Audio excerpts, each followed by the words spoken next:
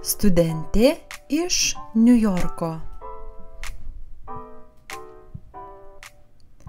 Mano vardas yra Jennifer Radford. Esu amerikietė. Atvykau iš Niujorko. Dabar gyvenu Vilniuje. Vilnius yra Lietuvos sostinė.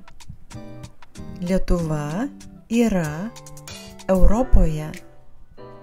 Čia studijuoju Vilniaus universitete. Mano bendrakursiai kalba su manimi lietuviškai arba angliškai. Aš nekalbu lietuviškai labai gerai, bet viską suprantu. Lietuva yra super. Mano vardas yra Jennifer Radford. Esu amerikietė.